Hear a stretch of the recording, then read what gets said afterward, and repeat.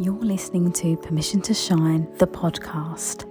Stories of overcoming obstacles and finding self-empowerment with Sherisse Bisram, Inner Power Activation Leader. The Oxford Dictionary describes permission as the action of officially allowing someone to do a particular thing, consent, authorization. What if you were that someone and you gave yourself the permission to be everything you wanted to be and more? No more playing small and accepting less than. You are worthy of the life of your dreams, regardless of what it is that you've been through. And honestly, it's exactly what you've been through that has shaped you into the version of yourself that you are now. Like a diamond, you've endured so much, but instead of breaking, you have become stronger and brighter. And if that's not a reason to shine, then I don't know what is. And if nature can do it, then why the hell can't you? You are brave, you are strong, you are powerful, and you are enough. Hear my call and give yourself the permission to shine, because you don't realise how many people are inspired by your light. Hey everyone, welcome to episode 39. Today I kind of felt like with the New Year hype going on still and people trying to make these New Year's revolutions, I keep saying revolutions, it's resolutions and all of the things, I thought we're at this peak where I think this Monday coming will be Blue Monday. So if you're listening to it in order, or if you're not, doesn't matter when you pick it up. But I really felt like today would be really important to talk about self-empowerment because it's something that I embed into all of the episodes. It's obviously what the podcast is essentially about in its whole.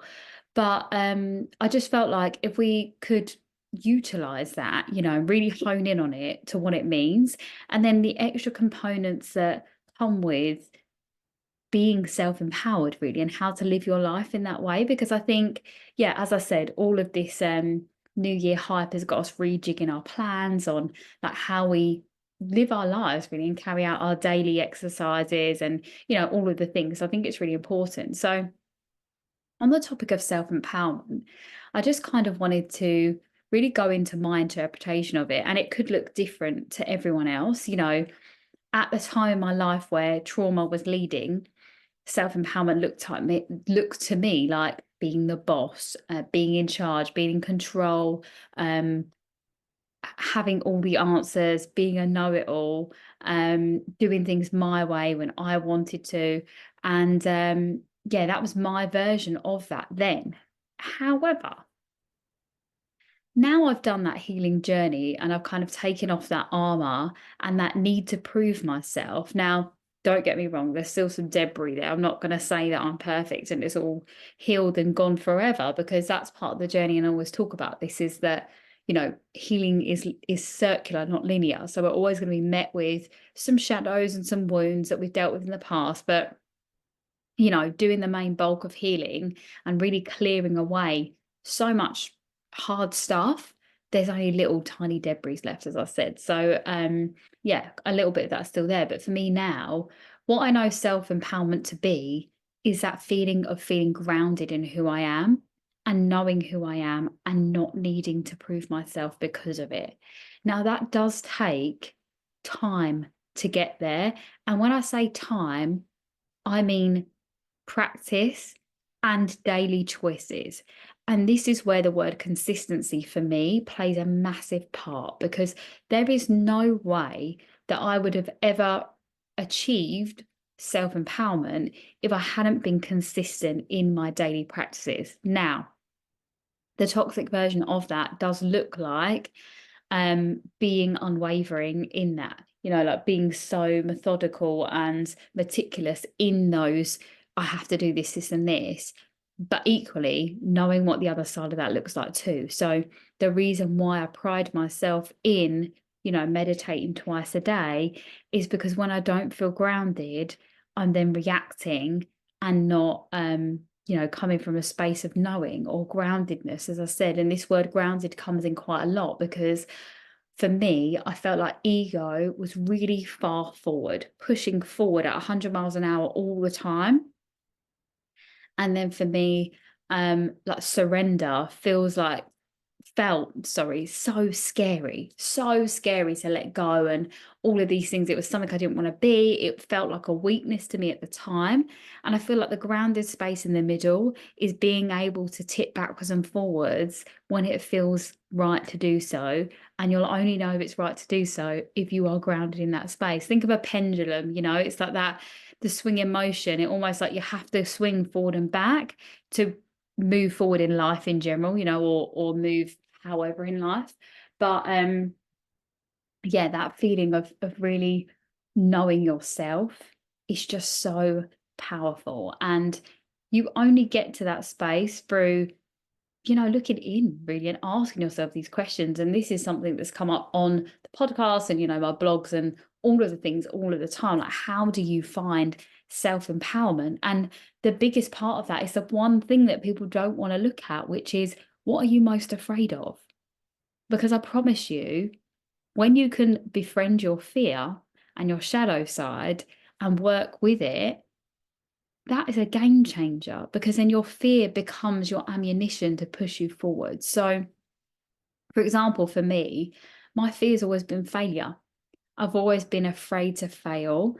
And I think because of, lots of my relatives passed away when I was young, I felt like I needed to live a full life for them, right? I needed to prove myself because they didn't have that to get to live their full capacity. And equally, because no one really believed in me in my life, I felt like I still had to keep pushing forward and, yeah, proving myself to other people, that I could be a professional dancer, that I could make a business, that I could do all these things. So, yeah, toxic energy on that point. But equally, because I knew well, I say because I knew, when I started to look inwards to find that out, I was like, okay, so what happens if I did fail? Nothing. Really and truly, what happens if I failed in that journey? Well, one, I could be stuck in a really unhappy life doing something that I hate or didn't enjoy. That's one thing.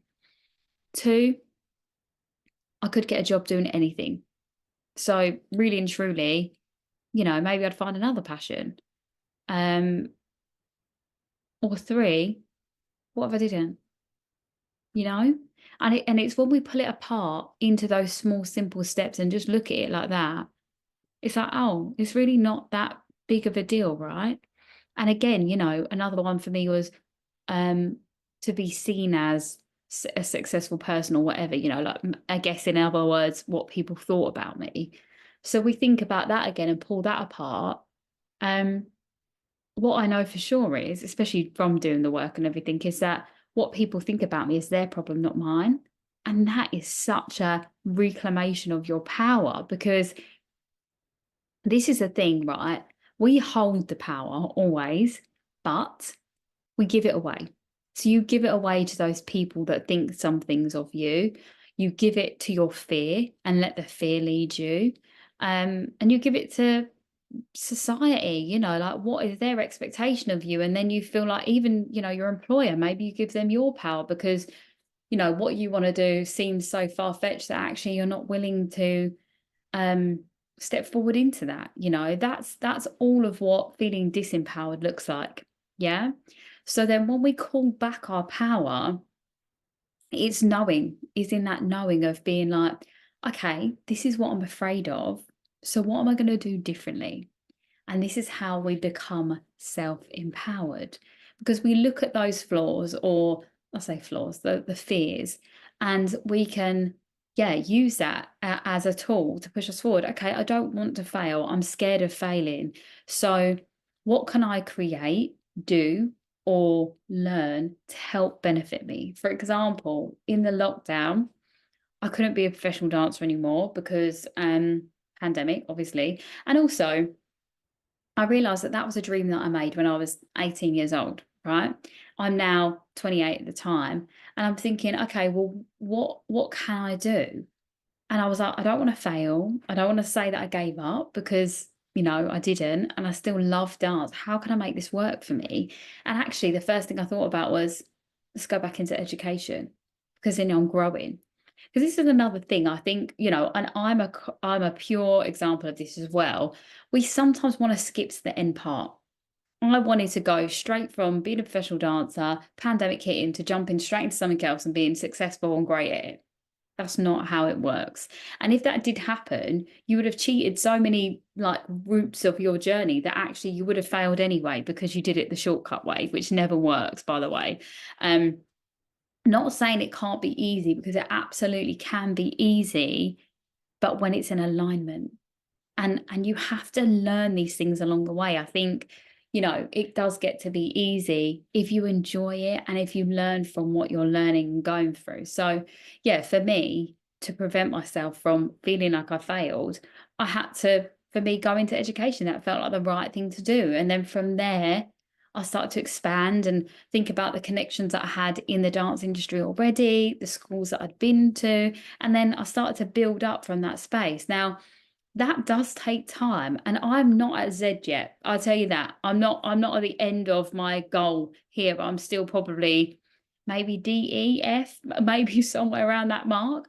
But that is all part of my journey and my process. And I'm grateful for it. I can't even explain to you how wonderful it is to see how this idea started, you know, even further back, even looking at my childhood to who I was all of those years ago, and what I've learned every step of the way to get me to be this person now that can share all of my gifts and experience to help other people become their most empowered selves. That for me is really what we could be utilizing, and that is what where your self-empowerment lies. Again, you know, I'm speaking about this. If you listen to my podcast regularly, you'll know I speak about this case study that we build up for ourselves. And whatever you think is what you become, attract, and have. So if you've always thought of yourself as unmotivated, then the universe will always show you being unmotivated. Whereas if you change that thought process and say, it gets to be easy for me now, the universe will show you constantly ways for it to be easy for you now. But in everything we talk about in self-empowerment and empowerment as a whole, you have to choose it. You have to choose it. That's your power. You have the choice. So if you choose to not do that workout that day because you don't feel like it, one, what are the repercussions of that? Are you going to feel lethargic? Are you not going to sleep well that night because you didn't exercise? Are you going to be overthinking what happened in the day because actually the exercise is a mental release for you? And or is your body just really exhausted and you just don't have it in you today? You know, weigh up these options and then think, okay, I'm not going to go today, but I'll go tomorrow, you know, and make sure you go tomorrow. It's, you know, I said about this in the last one, it's having the discipline to you know, do the thing that you said you were going to do. That's all building your self-empowerment, your self-trust, your self-respect, but having the discernment to know if it feels right to do it in that moment. For me personally, there are nights where I'm exhausted and I just want to go to bed, but I meditate before I go to sleep, sitting up, got a whole little routine. And I know that when I do that, it clears my mind and I have a great sleep. The times that I haven't done it, which have been probably one-off occasions, maybe on holiday, I've had a few drinks and fallen asleep without realizing, my dreams are wild, you know, even still to this day. So I feel like for me, that's the sign to show me that this is why it's important and this is why I do it. But it is all trial and error. And when you set a new task or a new thing that you want to do, there are going to be some setbacks because that's part of your hero's journey, you know. And I spoke about that the last time, you know, you are the hero of your own life. You have the power to be and achieve everything you want to be and more. You just have to keep choosing it. So, my question to you would be, what does the most empowered version of you feel like? Are they confident? Are they healthy and active? Do they have a certain body type? Do they have certain skin type?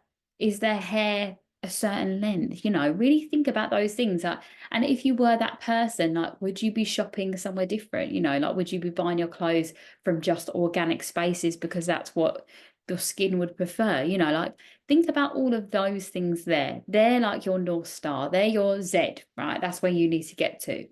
So Work backwards. What would be the step before that then? So before you got to that point, maybe you were going to the gym every day, or 3 or 4 times a week. Maybe you were growing your fruit and veg. Maybe you were doing a course in what you're interested in to start a business up and or you start to work and collaborate with other people that you met in the past, or someone that's doing the thing. I tell you this, right, more than anything, if you want it and it's a dream of yours, you can have it. You wouldn't have that dream if it wasn't meant for you. And if I talk about quantum physics and that quantum realm of reality, there's another you living that life somewhere else. I promise you, whether you believe that or not, and you think I'm so woo-woo, I am. But that is true. So you can have and be that person because you already are somewhere. Otherwise, that wouldn't come into your thought process. And again, this is my thing about us having all of this power. It's always inside of you. And this is my like real bid for humanity. It's like, when can we wake up and really see how much we can achieve and be and have? And you know what? Sometimes it's not even the physical of having, the money in your hand, but having the experience of the richness of life, or the joy of friends and family that love you.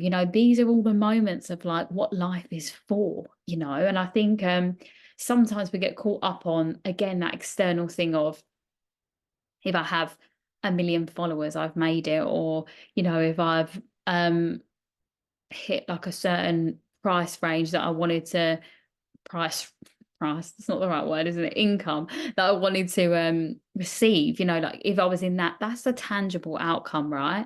But what are the intangibles? Because the intangibles are what makes the tangible worth it. How many stories do you hear of millionaires that are unhappy? And you probably don't, to be fair, because we only see the like kind of 3D reality. But so much of my research and understanding is about how it means nothing. All of that external stuff means nothing if the internal hasn't met it there. And this is where your self-empowerment comes in. This is why your journey isn't just straightforward, because you are creating a life of richness. And that is where it all ties in. So, for me, if you're struggling with motivation and or consistency, why do you want that thing? What is the North Star, the end goal? And this is why we have vision boards, because when you can see in front of you what it is you want to achieve or receive, that is why it's there. I don't know if anyone's watched the Rocky Balboa films, but I loved them growing up. Obviously, toxic masculine, that was like, massive thing for me. Rocky always had a picture of his opponent on his mirror, because he would train every single day or whenever he was training and look at his opponent in the mirror and think that he could beat him and know that he could beat him. And, he always did. So it's that motivation piece for you. I mean, and we look about it in manifestation terms as well. There's so many stories about that, even down to people planning their exact kitchen that they want on this board and then walking into their dream home that has the kitchen. And they're like, can't explain it. It's just something that happens in like a quantum leap really into that reality. But also your thoughts become things. So if you know that that is what you want, maybe the kitchen is not a great example because you can't work towards that, but equally it could be the fact that you're saving. So maybe the fact that you are in a position where you are in your 9 to 5, you're not 100% fond of it, but the reason that you're staying there is because you want to buy your house, and then from that point in the back of your house you can open a massage room, and then you can do your massages from home, and that's your business, right? Maybe that's it. And then from that space it's like, okay, maybe all your pictures are about what your house looks like, what the massage room looks like, and building on that. And then that way you're looking at your dream and knowing it's possible. So then all of the days that you have to take the extra shifts at work, or help someone else out in exchange for, I don't know, extra money, I don't know, maybe you're going to help someone move, they give you 50 quid. That's an example. All of those little bits you're doing make it worth it. And then you can get to that point where you're in your house looking around being like, I did it. And that's the richness of life and having. And then from there you move on and you find something else. But ultimately, it comes down to you choosing that choice for yourself. And this is why, for me, this part of self-empowerment is so important, because it all comes down to how you feel about you, for one, is where you'll achieve or receive what it is you want from your life. And then you going about that and taking that aligned action and being consistent in it. Now that can change what it is you want to achieve, in terms of, the miniature goals, or even the big goals might change. And then that way how you get there changes as well. And this is the discernment that I'm talking about. Is, the discipline is obviously doing the task you say you're going to do, but the discernment is obviously, is that serving me? I wanted that big house with a massage room, but actually I'm realizing now that I want to go away. I want to travel the world and maybe do massaging freelance. That's all possible for you, and you can do all of that stuff. But equally, maybe that part of the journey was important to get you to where you needed to be, to receive those things and learn and understand and grow. So this is why it's all so important that we do these little steps and we get clear on what it is for us, because no one can tell you what it is that you should be doing. It's up to you to know and understand that for you. And again, it's all about coming inwards and asking and knowing, what are your fears? What are the things that you're most excited about? What does the best possible outcome look like for you? And that's what you can have. I went somewhere the other day and a lady was saying to me, I just want to wake up and I be in that reality. And she kept going on and on and on about it. And I wasn't in a space where, so this is my discernment now, is that I don't give out advice unwillingly, because obviously it's my job. I'm going to wait till, respect the other person and also be respected in return for my advice. And I just got to a point where she just kept going on about it. And I just stopped her and just said to her, your reality is your choice. I was like, no one is coming to save you. So if you want this for yourself, you have to choose it. And that's where you take your power back. Because the moment you wait for someone or something to come and save you, you haven't got your power in your hand. When you make a choice, that is your power. And it isn't about control. It isn't about ego. That is you in your soul being grounded in who you are, because you know what's right for you. You're choosing what's right for you. And again, strengthening of boundaries and accountability, consistency, all of these things tie in together and they make you this whole version of you. And every task, everything is calling your power back to who you are now. So I'm going to leave it there, keep it really, really short and sweet. But I just wanted to say that if you are in the Kent area and you're listening to this in time, I am doing an event at Inn on the Lake Hotel, and it is about, it's a Women Empowerment Wellness Day. And essentially what I'm doing is unlocking your inner power for you. And the tools that you will gain from the day are basically all of my tools that I teach to my one-to-one clients, to my group container, and it will just last a lifetime. All of these things that I talk about, you'll get to actually practically work through it for yourself. You'll gain a workbook, you'll get to connect with other women, and you'll also have a lovely afternoon tea as well. So I'm all about that connection to other women and just having a beautiful time and experience. So all the details will be in the show notes as well. And yeah, obviously, if anything I've said has struck a chord with you, please do, obviously, as always, reach out. But I've got some really great guests coming on the next 2 weeks. I'm so, so, so excited to share them with you. So yes, I am wishing you lots of love and light. And yeah, I'll speak to you soon.